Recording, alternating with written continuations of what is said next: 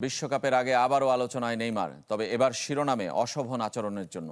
অনুশীলনে সাবেক সতীর্থ রবিনিয়োর ছেলেকে চড় মেরেছেন সান্তোস অধিনায়ক। ঘটনার জন্য অবশ্য পরে রবিনিয়োর পরিবারের কাছে দুঃখ প্রকাশ করেছেন সেলেসাও সুপারস্টার।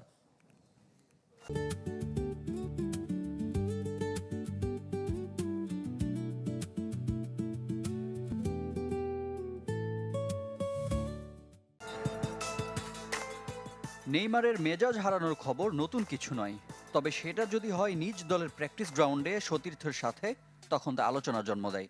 সেই সতীর্থ যদি হয় খোদ রবিনিয়োর ছেলে, তখন খবরটা জায়গা করে নেয় বৈশ্বিক গণমাধ্যমের পাতায়।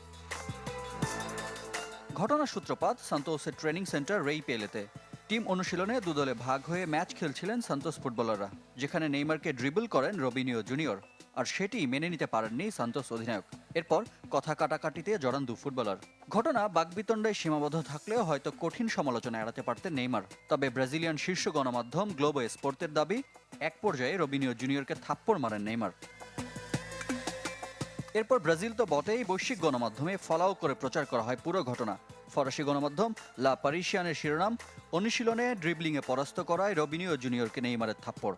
স্প্যানিশ আউটলেট এএস ও মার্কার শিরোনামও একই ধাঁচের। অথচ নেইমারকে মেন্টর হিসেবে মানতেন রবিনিয়ো জুনিয়র।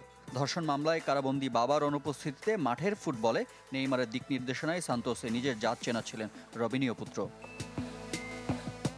ঘটনায় এখনও আনুষ্ঠানিক মন্তব্য করেনি সান্তোস কর্তৃপক্ষ, তবে নেইমারকে মীমাংসার তাগিদ দিয়েছে। এরপর রবিনিয়োর পরিবারের সাথে কথা বলে দুঃখ প্রকাশ করেছেন সাবেক ব্রাজিল অধিনায়ক।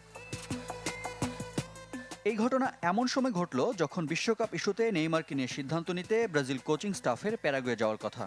সান্তোস অধিনায়কের বাকি আর মাত্র 2 ম্যাচ। রিফাত হোসেন, চ্যানেল 24।